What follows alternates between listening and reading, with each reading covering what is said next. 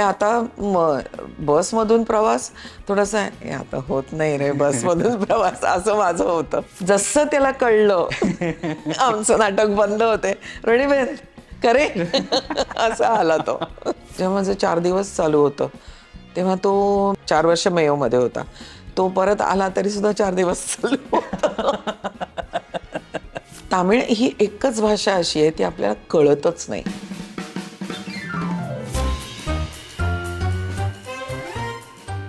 नमस्कार, हा आहे कॅचअपचा 25वा अर्थात रौप्य महोत्सवी भाग. तुमच्या सगळ्या प्रेक्षकांमुळेच आणि जे मान्यवर आपल्याकडे येतात त्या सगळ्यांच्यामुळेच अर्थात हे शक्य झालेलं आहे. आज मी स्वागत करतोय या विशेष भागामध्ये, या रौप्य महोत्सवी भागामध्ये, ज्यांच्या करिअरची आता लवकरच 50 वर्ष पूर्ण होतील, जे सुवर्ण महोत्सव साजरा करणार आहेत करिअरचा, त्या रोहिणी हट्टंगडीजी, स्वागत आहे तुमचं या विशेष भागामध्ये. आणि मला खरंच आनंद वाटतोय की 25व्या भागासाठी आज तुम्ही आलात. तुमचं सुद्धा अभिनंदन. Thank you thank you thank you. काय काय गप्पा मारायच्या आपण, म्हणजे काय म्हणाल त्या? सुरुवातीपासून जर आपण बोलायला गेलो तर आपल्याला, मला असं वाटतं, अजून 25 भाग करायला लागतील. इतका तुमचा अनुभव आहे या या या फील्ड मधला. पण मला असं वाटतं आपण चारचौघीपासून बोलायला सुरुवात करूया. कारण नुकतंच ते प्रयोग आता थांबलेले आहेत आणि मला वाटतं 300 पेक्षा जास्त प्रयोग तुम्ही केले. आणि थांबले ते पण असे म्हणजे बिग बँग झाल्यासारखं की सकाळी 7:30चा प्रयोग, डिमांड शो, असं भाग्य फार कमी नाटकांच्या बाबतीत येतं. तुम्हाला कसं वाटलं ते ऐकून? कारण 7:30 म्हणजे आपण दिवाळी पहाटसाठी जातो नॉर्मली. हो नाही, झालं असं की आमचे प्रयोग तर शेवटचे डिक्लेअर झाले होते आणि एवढं करून थांबायचं असा आमचा डिसिजन झाला तेव्हा मग आम्ही ते शेवटचे प्रयोग, म्हणजे बालगंधर्वला शेवटचा प्रयोग, यशवंतला शेवटचा प्रयोग, असे आम्ही हे करायला लागलो. तर त्याच्यामुळे लोकांना अरे हे आता हे बंद होणार, आता आपल्याला पाहून घेतलं पाहिजे असं म्हणून मग ती गर्दी वाढायला लागली. आणखीन मग तिकिटाची डिमांड पण वाढायला लागली. तर तेव्हा आम्ही गमतीने म्हटलं की आता पहाटेसारखा, मला वाटतं एक वाघांनी केले असे प्रयोग रात्री 12 वाजताचा, आणखीन 3 वाजताचा वगैरे. पण म्हटलं असं आपण पहाटेचा एक प्रयोग आपण करायला पाहिजे, आमचं गमतीत चाललेलं होतं. आणि ते आमच्या प्रणितनी मनावर घेतलं. पहिल्यांदा थोडंसं हे वाटलं, हे 7:30ला काय प्रयोग करायचा वगैरे. म्हणे आपण दिवाळी पहाट करतो ना, आपण करून बघूयात ना काय बिघडतंय. आणि त्यांनी हिम्मत केली, डिक्लेअर केला तो प्रयोग. आणि अक्षरशः सांगते, डिक्लेअर केल्या दुसऱ्या दिवशी माझ्याकडे माझ्या एका मैत्रिणीने, तुझं 7:30ला आहे ना, हे मला तिकीट 2 ठेव. इतकं पटकन दिवशी त्याला रिस्पॉन्स आला आणि तो पण प्रयोग आमचा हाऊसफुल झाला. पण मग दगदग होईल याचा विचार तुम्ही आधी केलेला असणारच, म्हणजे तर नाही, खरं नाटक आलं चार चौघी, म्हणजे विचारणा झाली तेव्हा 4 चौघी आणि तेही चंद्रकांत बरोबर. म्हटलं हे मला करायचंय नाटक, मग किती दगदग होऊ देत, काही होऊ देत. आणि 2-3 वर्ष नाटक केलं नव्हतं, त्यामुळे नाटक करायला मिळतंय म्हटल्यानंतर मग प्रश्नच नव्हता हो नाही म्हणण्याचा. आणि त्याच्या बरोबर मुक्ता होती, त्याच्यामध्ये पर्ण होती, त्या दोघी जणी. आणि मग हळूहळू बाकी सगळेजण जॉईन झाले. पण हे 3 तासाचं नाटक आहे हे माहीत असून सुद्धा ते करायचं. ते वाचल्यानंतर असं लक्षात आलं की ह्याच्यामध्ये एडिटिंग अशक्य आहे. म्हणजे एडिट काय करायचं, सगळ्याच गोष्टी एसेन्शियल आहेत त्याच्यामध्ये. त्यामुळे ते तेवढं होणार होतं. 3.5 तास नाटक चालायचं, थकवा यायचा डेफिनेटली. आणि माझे थोडेसे बोलायला लागलेत आता, त्यामुळे 2 प्रयोग असतील तर मग मध्ये हे करायचं, विश्रांती घ्यायची वगैरे. पण 2 प्रयोगामध्ये सकाळी एक आणि रात्री एक असं म्हटल्यानंतर तो एक वेगळा थकवा यायचा. सलग 2 प्रयोग करायचे म्हटलं तर तो एक वेगळा थकवा. त्यामुळे मग आम्ही सांगितलं की शक्यतो तुम्ही एकच प्रयोग केलात तर बरं होईल. तरी सुद्धा आम्ही मे 23 मध्ये आम्ही 29 प्रयोग केले एका महिन्यामध्ये. त्यामुळे म्हणजे, आणि ते नाटक आवडतं आणि आवडीचं नाटक करायचं म्हटल्यानंतर मग स्टेजवर गेल्यानंतर थकान बकान सगळं निघून जाते, गुडघे बोलायचे बंद होतात. पण एक एक क्षण असा आला होता किंवा एक दिवस असा होता जेव्हा तुम्ही चंद्रकांत कुलकर्णींना म्हणालात की मला काढू नको नाटकातून. नाही काय झालं, ते थोडं अर्धी गंमत आणि अर्ध खरं होतं ते. काढून टाकू नको म्हणजे तो ते काढणार तुम्ही गमतीत म्हणाला नव्हताच. असणार मी अर्थात म्हणजे. गमतीत म्हणाले होते, पण तरी सुद्धा काय होतं, त्या नाटकामध्ये वाक्य इतकी इम्पॉर्टंट आहेत आणि ती 31 वर्षापूर्वीचं नाटक आहे ते.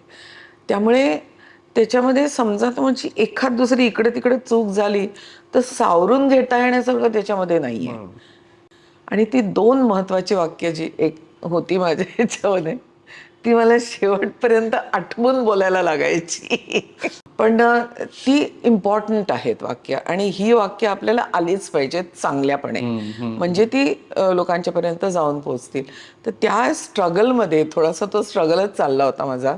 माझं पाठांतर आणखीन ह्याच्यामध्ये असं नव्हतं की मी विसरत होते किंवा मे बी आय वॉज काय म्हणतो आउट ऑफ टच म्हणतो ना, तसा थोडासा प्रकार माझा झाला असावा असं मला वाटायला लागलं, की अरे नाटक करायला मी आउट ऑफ टच आहे की काय. कारण मी त्याच्या आधी गुजराती नाटक केलं होतं आणि ते लॉकडाऊनच्या आधी केलं होतं. त्याच्यानंतर मी नाटक असं केलंच नाही. माझ्या सिरियल्स चालू होत्या म्हटलं, आणि मला तेव्हा जाम टेन्शन आलं होतं की म्हटलं मी आउट ऑफ टच होतीये की काय. नाही नाही असं नाही होतं ग मा.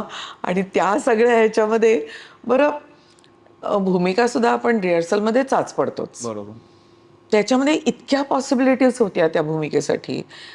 तर म्हणजे हे आता म्हणजे सांगायला काही हरकत नाही. मी सुरुवातीला जी विचार केला होता आईच्या बाबतीमध्ये, की ही कशी असेल किंवा ह्याला मी इमोशनल व्हायचं नाही व्हायचं, ही रडेल नाही रडेल, आणि त्या ह्याच्यामध्ये असं ते आपण इमोशनल वगैरे असं करायला लागले.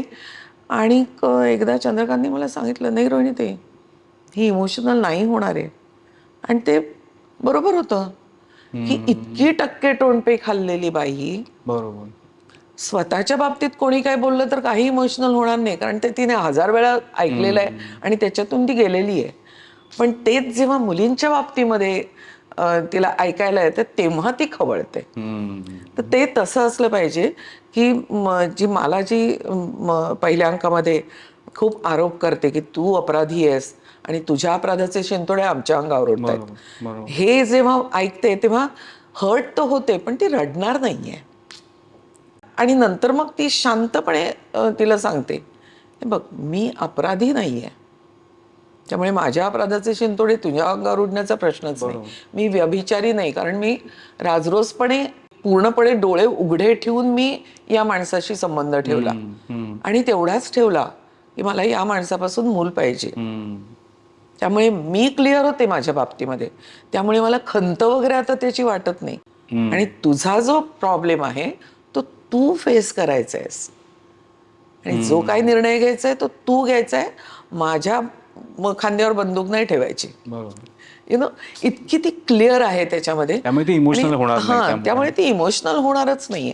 जेव्हा दुसऱ्या अंकामध्ये जेव्हा तो जावई हिच्या बाबतीमध्ये बोलायला लागतो विद्याच्या, मग ती फणा काढून उठते की बोलायचं नाही. मी ऐकून घेतलं, माझ्या मुलींच्या बाबतीत मी ऐकून नाही घेणार. बरोबर. खूप सहन करून जे आपण कठीण म्हणतो ना तशी झालेली आहे. त्यामुळे ती इमोशनल तितकी होणार नाही. बरोबर. हे म्हणजे प्रयोग 100 प्रयोग झाल्यानंतर माझ्या लक्षात यायला लागलं. एवढं त्याच्यामध्ये अगदी शेवटच्या प्रयोगापर्यंत आमचे एकमेकांना सांगणं चाललेलं होतं की तू आता हे खातोयस बरं का, वाक्य खातोय, जरा नीट स्पष्ट बोल. किंवा माझं हे आज मी गेले बरं का याच्यामध्ये. हे आमचं शेवटच्या प्रयोगापर्यंत चालू होतं. त्यामुळे टीमच आमची इतकी छान होती की कोणी कोणाला काहीही सांगितलं तरी, कोणी म्हणजे असं मला सांगितलं आणखीन असं कधीही काही इगो नाही, काही हे नाही त्याच्यामध्ये. प्रत्येक जण एक दुसऱ्याचं ऐकत होता, रिस्पेक्टफुली ऐकत होता आणि दे वर ट्राईंग टू इनकॉर्पोरेट इट. बरोबर. नाही, हे तुम्ही तालमीच्या वेळेला झालं ते तुम्ही सांगितलं आणि नंतर नाटकाचे प्रयोग. आणि मला हे कसं कळलं की मी कसं तुम्हाला विचारलं की चंद्रकांत कुलकर्णींना तुम्ही असं कसं म्हणालात, तर ते सुद्धा मला प्रेक्षकांना सांगायला आवडेल की खूप छान पुस्तक, एक चांगलं डॉक्युमेंटेशन चार चौघीचं जे तयार केलंय, चार चौघी प्रवास सहसंवेदनेचा, रवींद्र पाथरेंनी त्याचं संपादन केलेलं आहे. आणि इतकं चांगलं डॉक्युमेंटेशन एखाद्या नाटकाचं, मराठी नाटकाचं झालेलं मी तरी पाहिलेलं नाही. रोहिणीजींचा त्याच्यामध्ये लेख आहेच, पण त्याबरोबर इतर अभिनेत्रींचा लेख आहे, दिग्दर्शक, लेखक. इतकंच नाही तर मला असं वाटतं 1991 साली जेव्हा ते नाटक आलं होतं तेव्हा काय समीक्षा छापून आली होती, हो. तेव्हा कुठले लेख होते, असं बरंच आणि खूप सारे फोटोग्राफ्स असं ते पुस्तक आहे. तर मला असं वाटतं ते पुस्तक सुद्धा तुम्ही जरूर वाचा. ते वाचल्यामुळेच मला तो प्रश्न सुचला आणि मी त्यांना तो विचारला. पण त्या लेखामध्ये तुम्ही हेही म्हटलंय की अगदी 100 प्रयोग झाल्यानंतर सुद्धा कधी प्रशांत दळवी जर दिसले तर असं वाटायचं की अरे बापरे, आज हे प्रयोगाला बसणार आहेत की काय. तर हे दडपण तुमच्यासारख्या अनुभवी कलाकाराला येणं याचं काय कारण आहे, म्हणजे कशामुळे ते होत असावं? होतं काय, आपण प्रत्येकाची आपापली इंटरप्रिटेशन किंवा त्या कॅरेक्टर करण्याची एक पद्धत असते.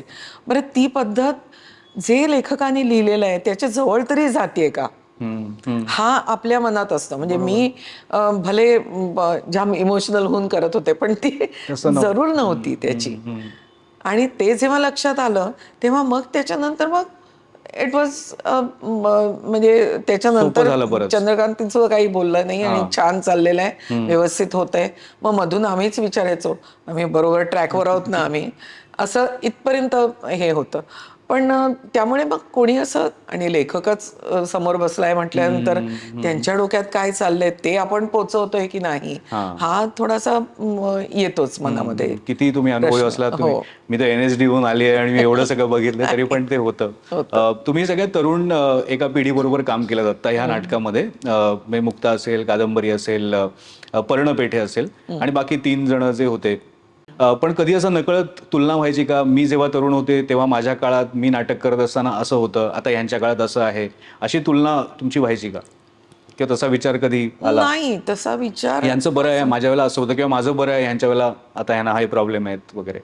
नाही. ॲक्च्युली प्रॉब्लेम्स असे म्हणजे वस्तुस्थिती किंवा ज्या परिस्थिती होती ती वेगळीच होती. हां. कारण आमचे खूप दौरे चालायचे तेव्हा. हो. 8-8 दिवस बाहेर असायचं. आता तेवढे दौरे असे होत आता नाहीये. दौरे म्हणजे परदेश दौरे. नाही, तिकडे. म्हणजे अगदी छोट्या छोट्या सेंटर्समध्ये आम्ही गेलेलो. मला आठवतंय वणी किंवा हो. बीड किंवा म्हणजे आता बीड छोटं नाही, आता तेव्हा मोठं आहे त्यावेळेला. हो. त्यावेळेस छोटंच होतं. या छोट्या छोट्या शहरांमधून आम्ही गेलेलो आठवतंय मला. आणि तेव्हा सुद्धा बसनीच प्रवास. तेव्हा काही गाडी, वी कुडंट अफोर्ड गाडी. आता गाडी असल्यामुळे चला पुण्याच आहे ना, मग पुणे, नाशिक तिथं आपण गाडी काढून जाऊ शकतो. त्यामुळे आता बसमधून प्रवास थोडासा आता होत नाही रे बसमधून प्रवास, असं माझं होतं. कारण एक तर गुडघ्यामुळे तर बसमध्ये चढणं, आणखीन मग रात्री बस भरल्यानंतर तिथून निघणं, मग ती झोपेची वाट लागते आणि मग संबंध, आणि आता वयामुळे सुद्धा थोडासा त्रास होतोच. बरोबर. म्हणजे तेव्हा असं जाणवतं की आता आपलं वय झालं, असं तेव्हा जाणवतं, आधी नाही जाणवत, किंवा या मुलांच्या बरोबर असताना नाही जाणवत. बरोबर. तर असा तो थोडासा प्रकार होतो. आणखीन तसं इवन ही ट्रेंड होती, मुक्ता ट्रेंडच आहे. त्यामुळे एक आपण स्कूल म्हणतो ना, स्कूल आमची वेगवेगळी नव्हती. बरोबर. काय कधी कधी असं होतं की एक स्कूलच वेगळं असतं. हां. आता स्कूल वेगळी नाही आहेत. पहिल्यांदा तसं थोडंसं व्हायचं. हे म्हणजे संगीत नाटकामध्ये काम हां, करतायत हां. असं वाटतंय वगैरे, अशी. पण ती स्कूल्स होती. बरोबर, दे बरोबर. Couldn't help it. Correct, correct. किंवा हे लाऊड आहे खूप आणि हां, असं तसं त्यामुळे तसं. बरं. तशी आता जे ट्रेंड झालेले आहेत किंवा जे करतायत, तर ती आता स्कूल थोडीशी मॉडर्नच आहेत. त्यामुळे तसा कधी फरक असा नाही जाणवला. पण तुम्ही ह्या सगळ्यांबरोबर रील्स करायला वगैरे तयार असायचात एकदम. ते हो, तुम्ही हो. ते आमचे प्रमोशन्स आणि मग या तिघींचंच असायचं. आणि मी आपली ते अच्छा मला काय करायचंय, हां, हे करते. असं म्हणून मी त्यांना जॉईन व्हायची. पण माझं पुढचं नाटक कुठलं आहे तुमचं? पुढचं माझं बहुतेक गुजराती असेल. मला आधीच विचारलं होतं, म्हटलं हे माझं हे नाटक चालू आहे तोपर्यंत काही मला विचारायचं. जसं त्याला कळलं आमचं नाटक बंद होते, रणीबेन करे असा आला तो. आता विपुल अगदी म्हणजे मेहता. म्हणजे स्वाभाविकपणे हा येणारा प्रश्न आहे की कलाकार म्हणून तुम्हाला मराठी रंगभूमी आणि गुजराती रंगभूमी काय फरक जाणवतो तुम्हाला कलाकार म्हणून, म्हणजे? नाही, तिथे काय आहे, तिकडं गुजरातीमध्ये मराठीसारखा काय म्हणतात चोखंदळ असा नाहीये ओके. ऑडियन्स. तितकाच आहेत, म्हणजे लोक आहेत ज्यांना वेगळं काहीतरी बघायला आवडतं, किंवा ह्याच्यासारखं कोडमंत्रासारखं नाटक, हा. ते गुजरातीचं मराठी मराठी आलंय. हो आलेलं आहे, हो. ते सुद्धा नाटक हाऊसफुल झालं तिथे. बरोबर बरोबर. तसं पण पाहायला आवडतं. पण एक बेसिक जो हा आहे तो थोडासा लाइटर वेनकडे आहे प्रेक्षक सुद्धा. त्यामुळे त्याचा परिणाम थोडासा प्रेझेंटेशनवर होऊ शकतो ओके. तुमच्या. म्हणजे मला एक आठवतं, मी एक नाटक केलं होतं तहोमत नावाचं, INTचं होतं. मला डबल रोल सारखा करायचा होता, अच्छा. म्हणजे माझ्याच बहिणीचा हे. आणि त्याच्यात मग अशी मी बेडी वाकडी चालवून इथे एक काहीतरी पॅच लावायचा, इथं पॅच लावायचा आणखीन वगैरे असं. तर ते झाल्यानंतर ते जाम आवडायचं लोकांना.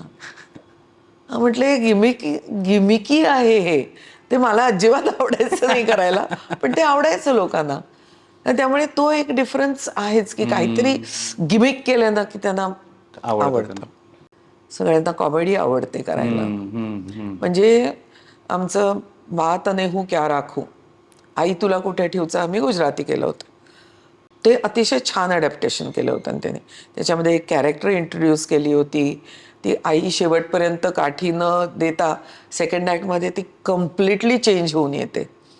म्हणजे मग कलर वगैरे करून आणखीन हिल्स वगैरे घालून अशी येते ती. तर ते नाटक, पण त्याचं बात नेहू क्या राखू या टायटलमुळे लोक यायची नाहीत पहिल्यांदा. अरे बापरे. हे रडकं नाटक असणार आहे. आणि त्याच्यात तसं काही नव्हतं, त्याच्यात धमाल करायचो आम्ही. तर नावामुळे फरक त्या पडला की नावामुळे आमचे लोकांना. अमेरिकेला हे नाम थोडासा, मग आम्ही वेगवेगळे विचार करत होतो, नाव काय बदलायला लागेल आपल्याला, समजा आम्ही अमेरिकेला गेलो. कारण तिथं थोडीशी अशी उडतीच नाटकं पसंत करतात. ओके. जे आम्ही चार चौघीला अनुभवलं ते म्हणजे मला वाटतं डलासला त्यांनी 100च लोक येतील आपल्याला, तरी सुद्धा आपण प्रयोग करूयात, एक सेंटर आपल्याला निर्माण करायचंय वगैरे असं म्हणून त्यांनी केला. आणि तिथे 200 माणसं आली. वा. म्हणजे तुम्ही दिलं तर लोक आहे. आहेत घ्यायला तयार. वा वा. पण ते तेवढ्या ह्याचं ताकदीचं नाटक तिथं असलं पाहिजे असं. त्यामुळे तसं गुजरातीचं तिथं होत नाहीये. होत नाही. बरोबर. तिथं सगळी कॉमेडीच नाटकं हिट होत आहेत असं. एनिवे, सो तसा मला असा फरक आहे. वाटतो. आता इतकी वर्ष तुम्ही नाटक करताय म्हणून हा प्रश्न मी विचारतो, कारण आणि तुम्ही नुकत्याच केलेल्या एका भाषणात सुद्धा याच्याबद्दल बोललेला होतात. सोयी सुविधांच्या बाबतीत काही फारसा फरक पडत नाहीये आणि कलाकारांना सुद्धा त्याचा त्रास सहन करायला लागतो. हो. मी नाट्यगृहांच्या परिस्थितीबद्दल असेल किंवा इतर. एकतर बहुतेक नाट्यगृहांमध्ये जिने खूप आहेत. हो. म्हणजे ते आता ते मला जाणवायला लागले. ते प्रेक्षकांना केव्हापासूनच जाणवत असतील. हो, हो. त्यामुळे कोणी व्हीलचेअर घेऊन आलं तर स्पेशली काहीतरी करायला लागतं. बरोबर. तर त्यामुळे ते रिस्ट्रिक्ट होतं. तिकडं तसं नाही आहे. तिथे सगळीकडे कुठल्याही पब्लिक प्लेसमध्ये गेलात, तुम्ही कुठेही गेलात तरी तुम्ही स्वतःची व्हीलचेअर स्वतः चालवून जाऊ शकता. इतकं वेस्टमध्ये हे आहे.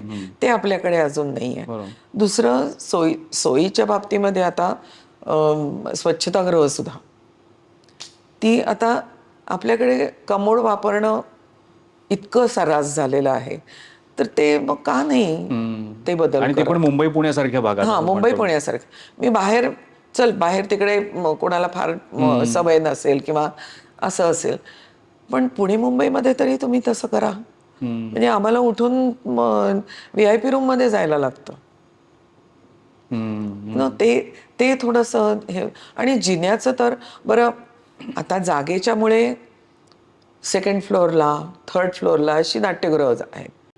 त्याला वरती वाहून न्यायला हे काय जिन्यानी जायचं काय या लोकांनी, म्हणून मग ती नाट्यगृह मग चालत नाहीत.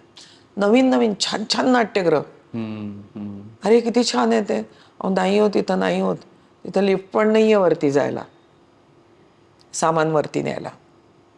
हा बेसिक तुम्ही बरोबर. हे करता. जे लोक त्याच्यामध्ये आहेत त्या एकाला तरी तुम्ही तिथे सल्लागार म्हणून घ्या. आम्ही नाट्यगृह बांधतो, पण तुम्ही विचार कोणाचाच घेत नाही आहात. ते थोडंसं खटकतं मग. अरे इथे इतकी लोक आहेत, बरं त्याच्यामध्ये जर आर्किटेक्ट पण आहेत किंवा जे काम करतायत, त्यांना विचारा तुमच्या काय आम्ही काय इम्प्रूव्हमेंट करू बदल शकतो करायला किंवा पाहिजे, बदल बरोबर. करायला पाहिजेत. हा आमचा ढाचा आहे, याच्यामध्ये काय. म्हणजे मला आठवतंय नाट्यगृह बांधल्यानंतर आपल्याकडे पार्किंगला जागा नसते. म्हणजे मराठी लोकांच्याकडे गाड्या येणारच नाही आहेत का? असा एक म्हणजे मला आठवते जयदेवनी एकदा विचारलं होतं, अरे पार्किंग स्पेस कुठे आहे याला? म्हणजे मराठी लोकांच्याकडे गाड्या नाही आहेत असं वाटतंय तुम्हाला? असा थोडासा तो फ्युचरिस्टिक आपल्याकडे विचार फार कमी केला जातो.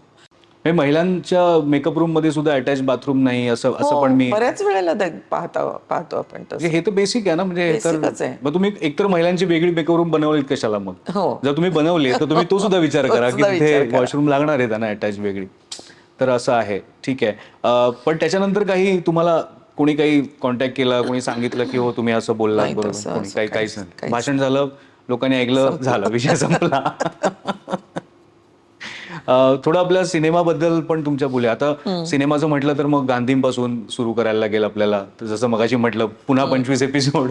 कारण खूप मोठी कारकीर्द आहे तुमची सिनेमाची सुद्धा म्हटली तर, आणि वेगवेगळ्या प्रकारचे रोल्स तुम्ही हो, केलेत. हो. पण त्यातले काही आता निवडक जर गेल्या काही काळातले म्हणायचे तर वसुली राजा MBBS मध्ये तुम्ही हो. जो रोल मुन्नाबाई MBBS मुन्नाबाई मध्ये केला होता, एम.बी.बी.एस. तोच रोल तोच तो रोल केला. तुम्ही हो. तिकडे केला. आणि बऱ्याच लोकांना कदाचित ते माहिती नसेल. तर मला असं वाटतं त्यावेळेचा अनुभव तुम्ही आज जर शेअर केलात तर, की कमल की हसनची आई. त्यावेळेस हो. तेव्हा मला त्यांनी म्हणजे इकडे रोल केलात तर तिकडं कराल का विचारलं आणि म्हटलं हो करीन, म्हणजे तामिळमध्ये करायला हरकत नाही आहे. कारण मी तेलुगूमध्ये जवळ 15-20 फिल्म्स केलेल्या आहेत मी ऑलरेडी. तामिळ मी आणखीन 2 फिल्म्स केलेल्या आहेत. तर पण त्याच्यामध्ये वसुलराजामध्ये असं झालं की त्यांनी खूप इम्प्रोव्हाइज केलं होतं. म्हणजे जो मूळ सीन हा मी करत होते तो सीन तसाच्या तसा तिथं केला असं काही झालं नाही. झालं नाही. कारण ते वडिलांचा रोल करणारे तिथले फार मोठे ऍक्टर होते. तर ते खूप मोठे आणि त्यामुळे मग ते कमल हसन आणि ते असे छान इम्प्रोव्हाइज करायचे. त्याच्यामध्ये कधी मला एखादं वाक्य झालं तर झालं, नाही झालं तर नाही झालं. म्हटलं चल काही हरकत नाही, पण मला हे तर पाहता येतंय कमीत हो कमी हो हो. इम्प्रोव्हाइज करतायत. काय करत होते काही कळत नव्हतं. कारण तामिळ ही एकच भाषा अशी आहे ती आपल्याला कळतच नाही. त्याचं ओके. व्याकरण, कारण बाकी सगळ्या भाषा आहेत म्हणजे तेलुगू, कन्नड आणि मल्याळम. मल्याळम ह्या तिन्ही भाषा संस्कृत बेस्ड आहेत. ओके. तामिळ भाषा संस्कृत बेस्ड नाही आहे. बर. त्यामुळे त्याचं व्याकरण कळत नाही, ते काय शब्द सिमिलर शब्द नाही आहेत त्याच्यामध्ये. त्यामुळे जितकं कमी बोलायला आहे त्याचं बरंच वाटत होतं मला की मला कमी बोलायला आहे म्हणून.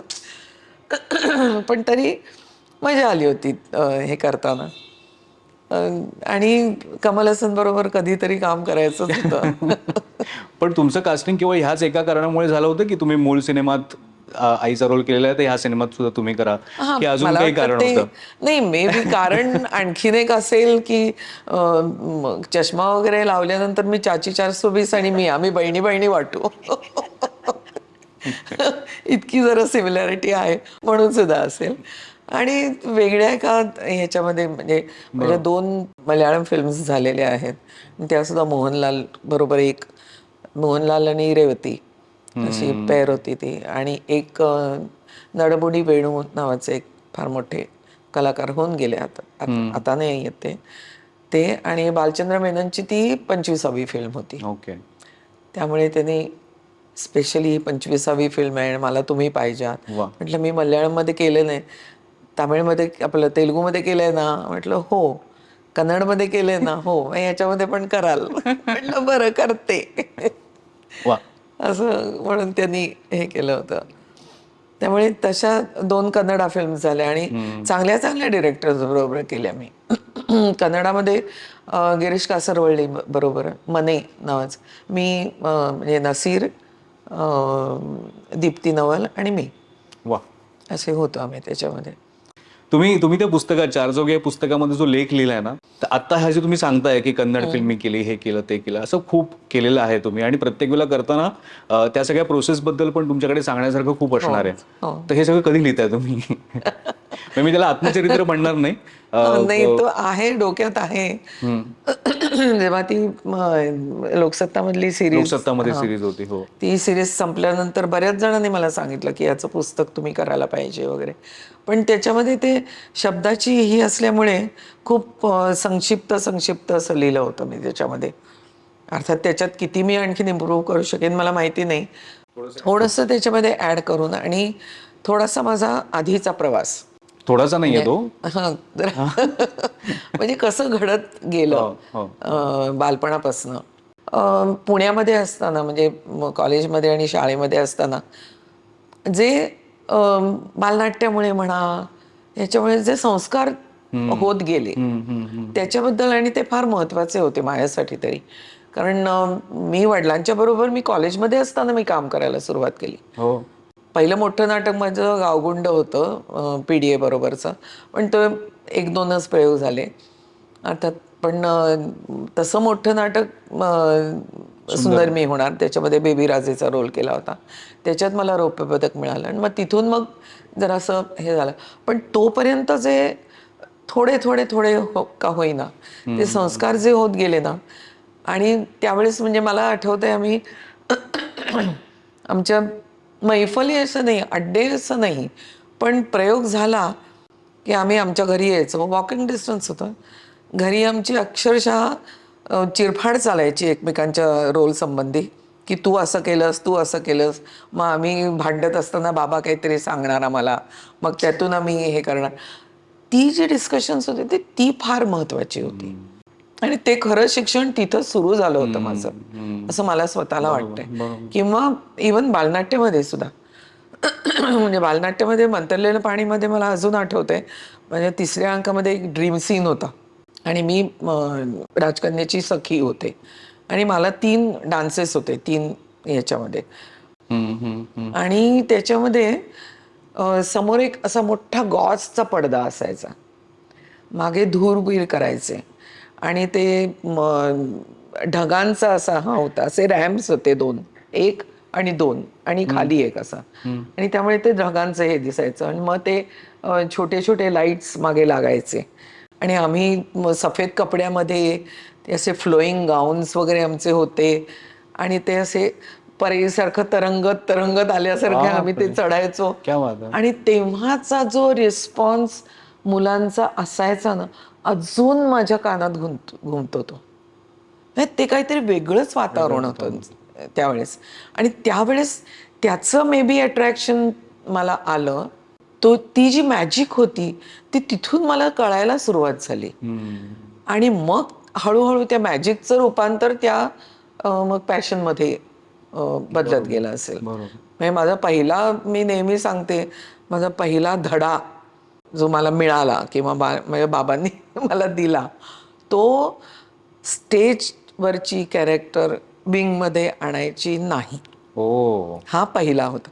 कारण बेबीराजे भांडते वगैरे, भांडून ती रडत रडत आतमध्ये येते आणि मग आम्ही आतमध्ये आलो आणि मग तेव्हा रडायला आलं आणि मग ते खूप रडले, खूप रडले. आपण किती छान भूमिका केली वगैरे अशा ह्याच्यामध्ये रडले खूप. बाबांनी काय रडून दिलं, मला जवळ घेतलं, ओके ओके, हां शांत हो शांत हो. आणि मग हळूचकन सांगितलं, हे बघ, हे असं एवढं रडायचं नसतं, ती भूमिका आहे, त्याच्यामध्ये एवढं जास्त नसतं, ती विंगमध्ये आल्यानंतर स्वतःला कंट्रोल करायचं, हां ती तिकडंच ठेवायची भूमिका तुमची, असं क्या इतकं. बात है, क्या बात है. त्यामुळे तो पहिला हा होता धडा. माझा. आणि मग नंतर मग अलकाजी सरांनी आम्हाला 3 वर्ष जे शिकवलं ते अजून आम्ही क्या बात, क्या. आहे आमच्या बरोबर. नाही, म्हणूनच मी म्हटलं की तुमच्याकडे असे असे अनेक धडे तुम्हाला मिळत असणार आहेत. हो ते इतरांनाही मिळू देत, इतरांनाही कळू देत. आहे, आपण मनात आहे, आता बघू कधी होतंय ते. लवकरच होऊ दे.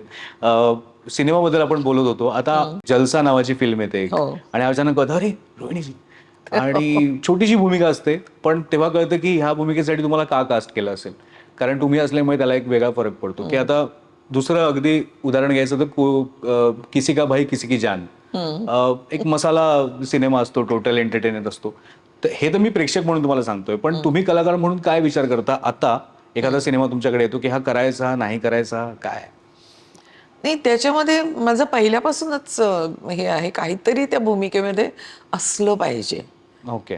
तर मी ती करणार. अर्थात तू जे मी आता लेटेस्ट उदाहरण दिली आणि ती हिंदी मधली दिली, मराठी आपण वेगळं बोलूया म्हणजे. जलसामध्ये तर ती स्टोरी सुद्धा हो, खूप छान होती आणि सगळंच हे होतं. आणि त्यांनी ऍक्च्युली मी काम करणार म्हटल्यानंतर त्यांनी एक सीन माझा आणि मी जी चिडते तिच्यावर की तो उद्या खाईल, आत्ता आत्ता कशाला, मग मी चिडून त्याला बोलवते वगैरे, तो सीन त्यांनी नंतर लिहिला अच्छा.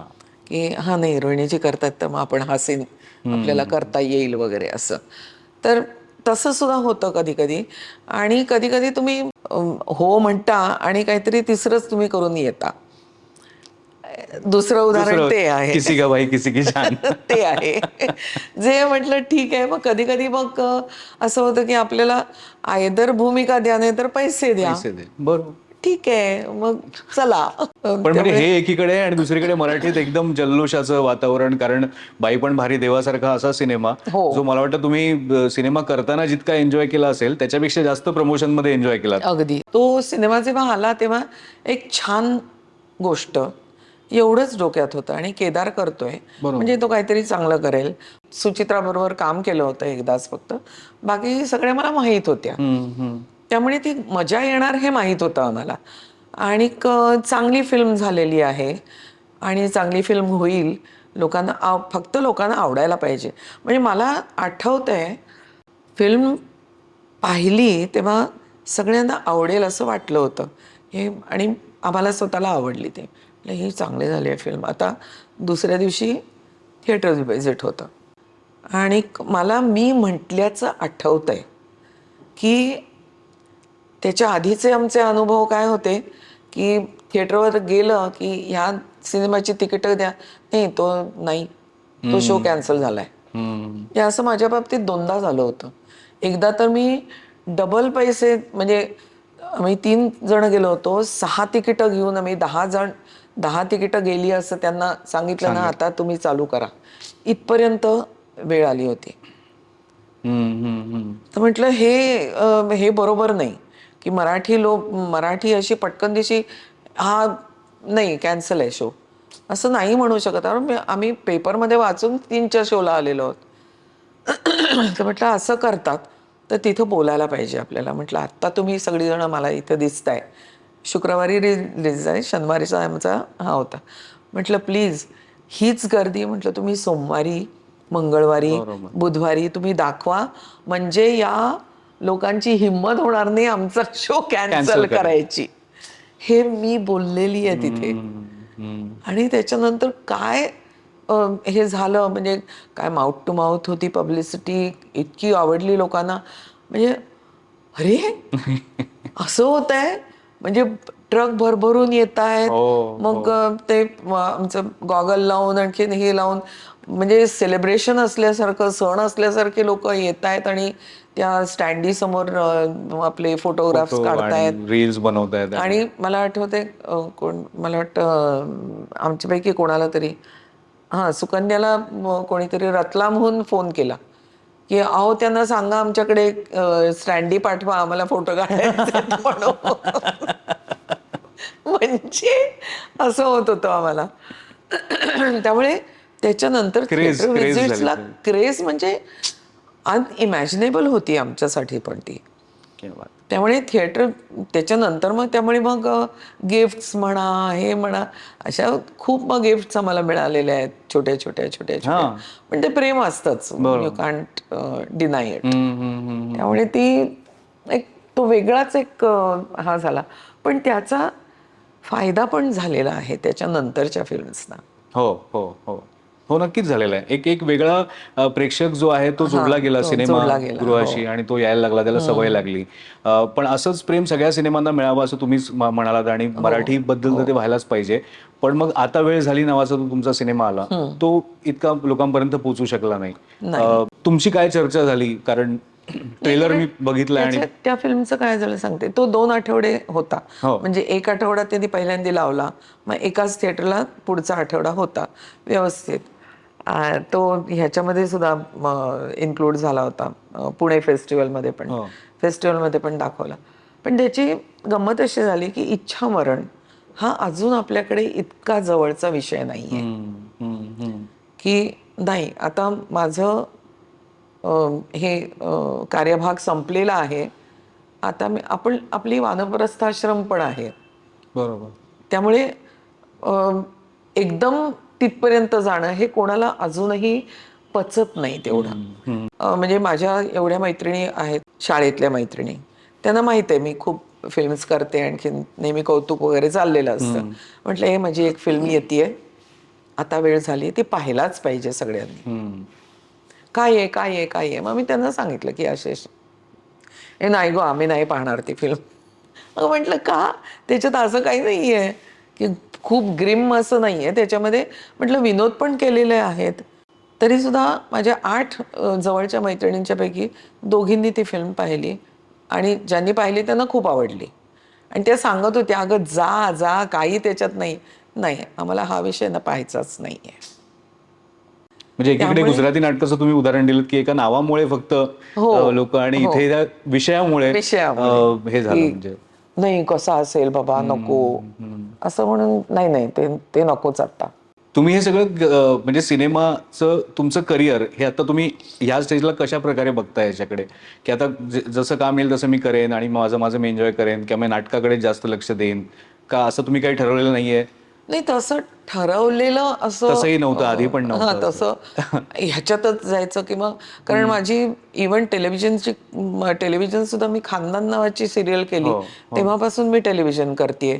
म्हणजे हे नाहीये म्हणून हे केलंय असं हो, काहीच हो, झालेलं हो, नाहीये हो, माझ्या हो. बरोबर. करिअरमध्ये. पण फक्त आता ते वयानुसार म्हणा, थकण्यानुसार म्हणा, किंवा आता टेलिव्हिजन नाही करावं असं वाटत. ओके. कारण टेलिव्हिजनमध्ये फार कमी सॅटिस्फॅक्शन मिळतं. काम करण्याच्या ज्या परिस्थिती आहे ती it's not at all favourable for for me, असं मला स्वतःला वाटतं. म्हणजे आणि माझ्या हातात एखादं नाटक असेल तर, आणि माझ्याकडे एखादी सिरियल आली तर मी नाटक करीन, पण सिरियल नाही करणार. ओके. म्हणजे जरी ती लॉंग रनिंग असेल, मला it will give me bread and butter, तरी सुद्धा आय विल प्रिफर नाटक. कारण त्याच्यामध्ये किती कमी प्रयोग झाले तरी सुद्धा ते सॅटिस्फॅक्शन मला मिळतंय. बरोबर. जे ह्याच्यामध्ये, कारण आजकालची जी परिस्थिती आहे ह्याची टेलिव्हिजनची, ती आज काय सीन करायचंय तो माहिती नाहीये. म्हणजे काल माहिती नव्हतं, किंवा काल मला रात्री 11 वाजता सांगण्यात येतं की उद्या सकाळी 8 वाजताची शिफ्ट आहे. हे नाही जमत मला. आणि का तर मग, आणि ब्लेम गेम, अरे त्यांनी सीन दिला नाही म्हणून आम्हाला शेड्यूल करता आलं नाही, ते म्हणतात अप्रूव्ह झाला नाही म्हणून, मग तिकडं गेल्यानंतर असं, म्हणजे ते चक्रच आहे एक वेड्यासारखं. पण म्हणजे हे सगळीकडे आहे का? हो, हे ते म्हणजे म्हणजे हिंदीमध्ये जरा जास्त होतं पूर्वी. म्हणजे मला आठवतंय डोर नावाची माझी एक सिरियल हिंदी होती. त्यावेळेस जे मी हे अनुभवलं त्याच्यामध्ये, म्हणजे सोमवारी आम्हाला बोलावलं, 9 वाजताची शिफ्ट होती. 9 वाजता आम्ही आलो. 11 वाजेपर्यंत आरामसे तयार झालो. म्हटलं आत्ता सीन येईल, नंतर येईल, आत्ता. आम्ही तयार झालो तरी सीन नाही आला. बापरे. म्हटलं अरे काय आहे? नाही, सीन अजून यायचा आहे. म्हटलं कधीचा? उद्याचा. अजून सीन आला नाही आणि तुम्ही शांत आहात? म्हणजे तुम्ही आम्हाला 2 वाजेपर्यंत तंगडवणार इथे, उद्याचा एपिसोड आहे म्हणून. म्हटलं हे नाही चालणार. मग ती जेव्हा मी सिरियल बंद झाली, मग मला वाटतं दुसरी मी त्याच्यानंतर सिरियल केली ती मराठीच केली होती. मराठीमध्ये तेव्हा खूप चांगली परिस्थिती होती. पण आजकाल ती पण परिस्थिती हिंदीसारखीच झाली आहे.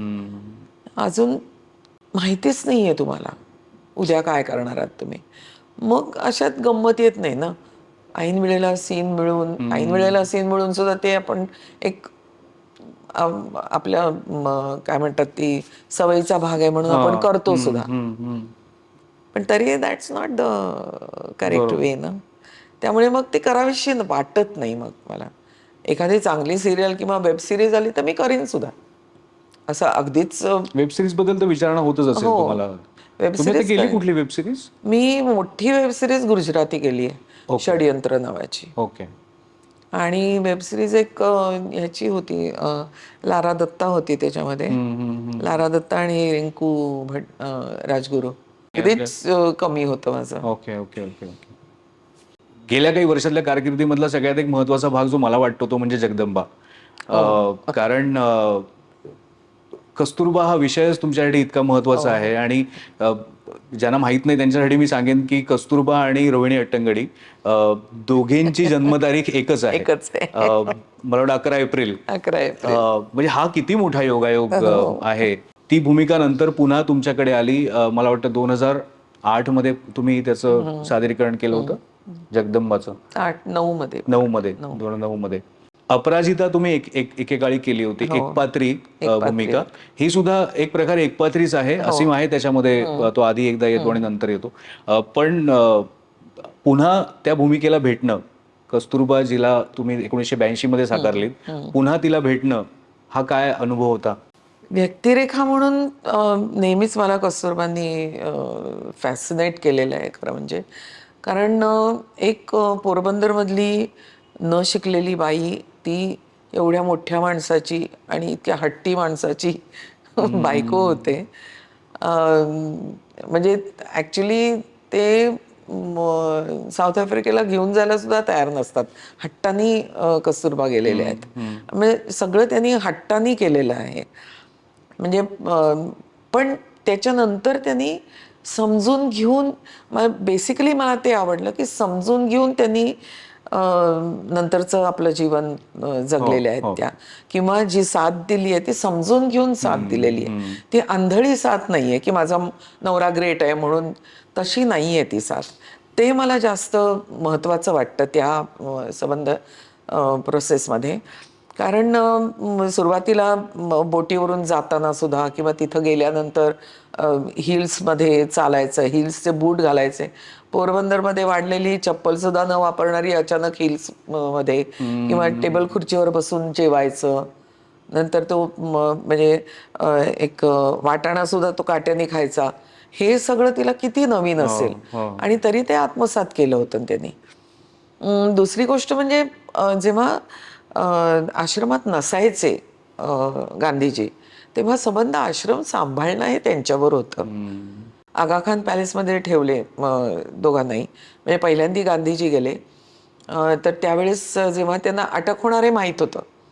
म्हणजे करेंगे मरेंगेचा संदेश ते देणार होते शिवाजी पार्कवर, आणि तेव्हा त्यांना अटक झाली. आणखीन त्यांना आगा खान पॅलेसमध्ये नजरकैदेत ठेवलं होतं.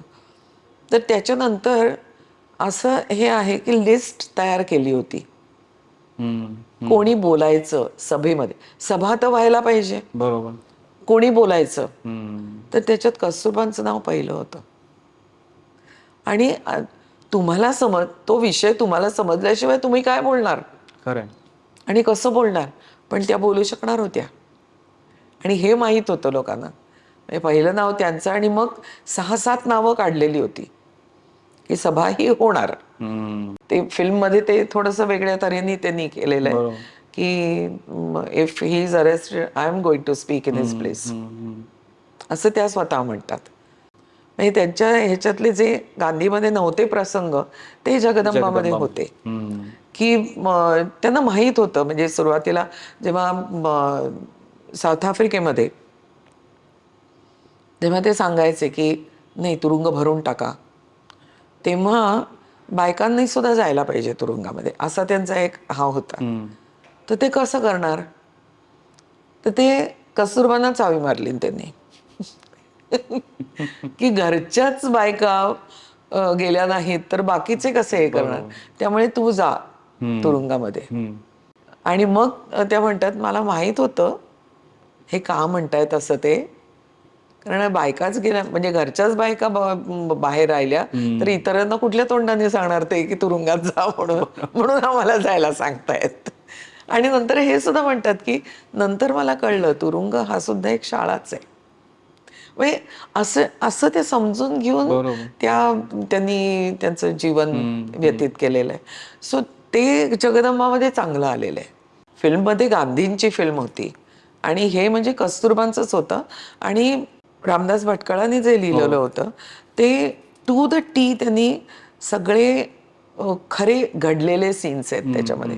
त्याच्यामध्ये मला आठवतंय आम्ही रिहर्सल करताना येऊन बसायचे ते आणि एक कोर्टमधला सीन काहीतरी एक्सप्लेन म्हणजे सांगत असते लोकांना.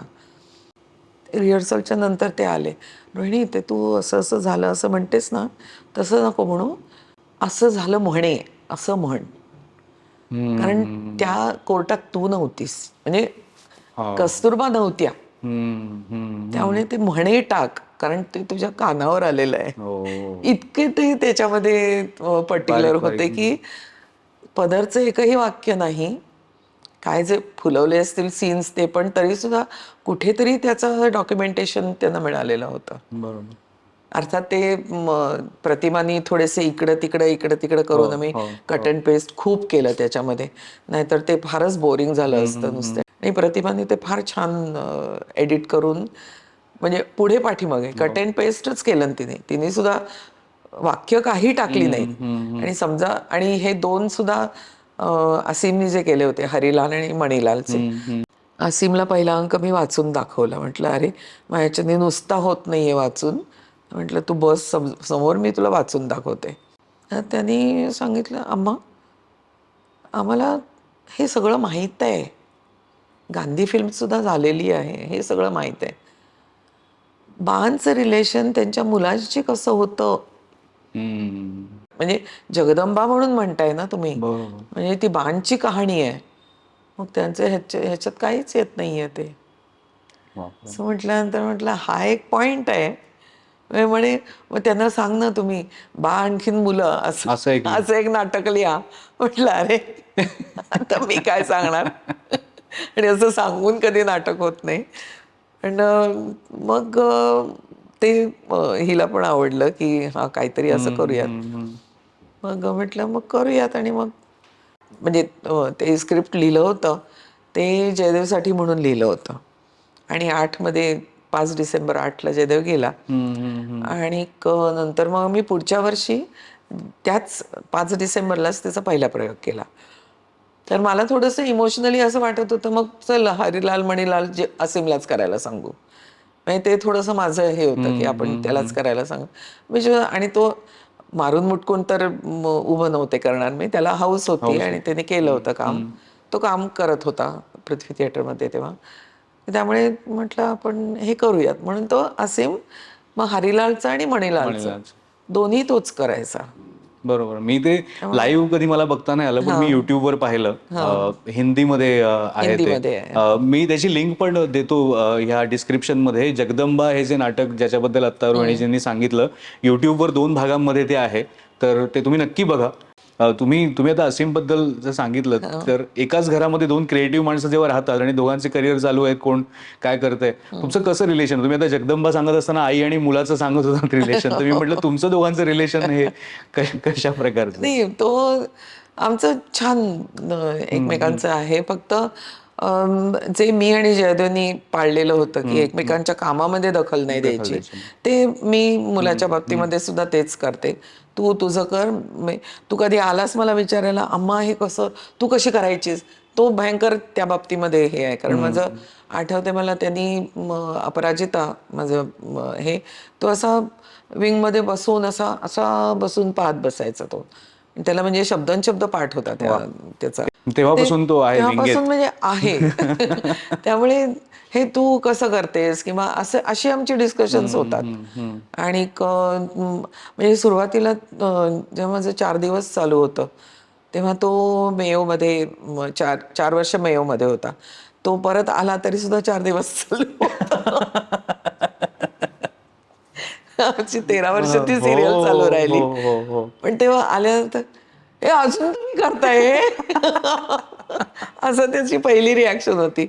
तेव्हा कॉलेजमध्ये असताना मग त्याला थोडंसं असं हे झालं की मला करायचंय नाटक. नंतर मग तो FTIला गेला. म्हणजे त्याला समहाऊ NSD मध्ये नाही मिळालं, पण तरीसुद्धा तो FTI ला गेला.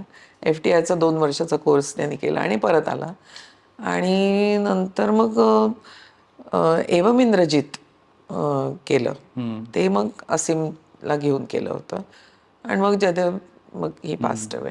सो त्यामुळे मग नंतर म्हटलं असीमनी करावं ते, आणि आता करतोय तो. करतोय तो, बरंच करतोय काय बरंच काय. करतोय.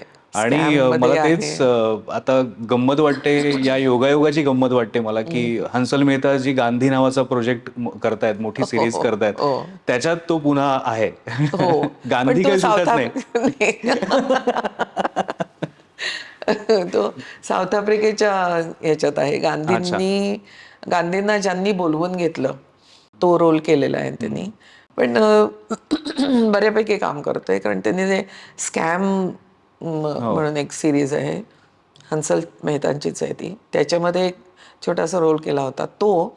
आणि द ट्रायलमध्ये जो रोल केला त्याच्यामध्ये पाहिलं तर खूप डिफरन्स आहे त्या दोन्ही ह्याच्यामध्ये.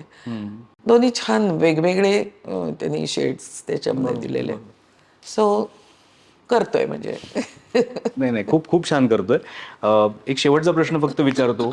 जयदेवजींना तुम्ही मिस तर करत असणारच, पण अगदी क्रिएटिव्ह टेक्निकल अशा पद्धतीचा प्रश्न विचारायचा तर दिग्दर्शक म्हणून ते किती मिस करताय त्यांना? ॲक्च्युली त्यांच्या बरोबर काम करताना जे हे होतं, कारण मी असं माझ्यासाठी हे कर वगैरे असं कधी म्हटलेलं नाही. त्यांना जे मनात आलं त्याच्यामध्ये मला रोल असेल तरच त्यांनी तो दिलेला आहे.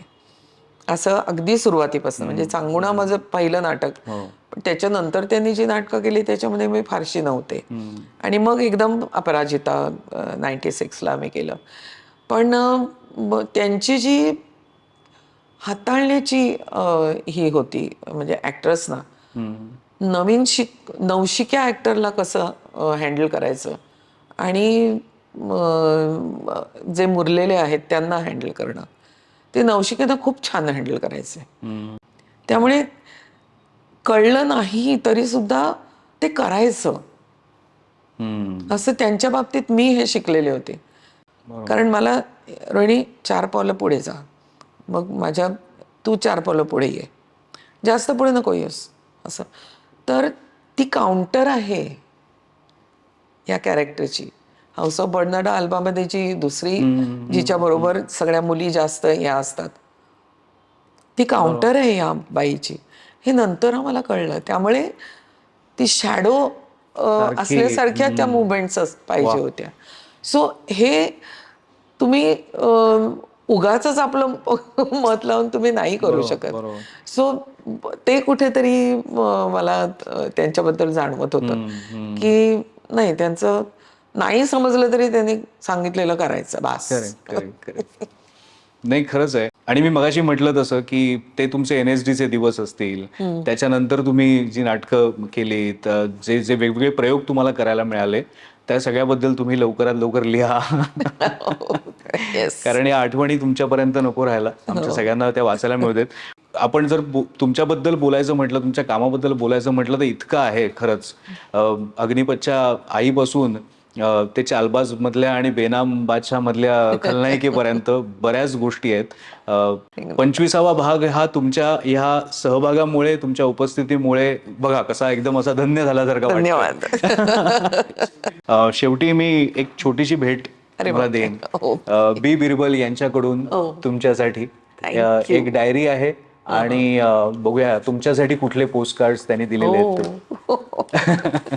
समंदर, समुद्राचे फोटो आहेत, पोस्ट कार्ड. अरे वा, खास तुमच्यासाठी. आणि खूप खूप धन्यवाद. थँक्यू. तुम्हाला ह्या शो बद्दल काय वाटतं, आणि तुम्ही जर आवाहन करू शकलात लोकांना की हा शो बघा, सबस्क्राईब करा, तर मला नक्कीच आनंद होईल. एक तर खूप छान गप्पा मारल्या.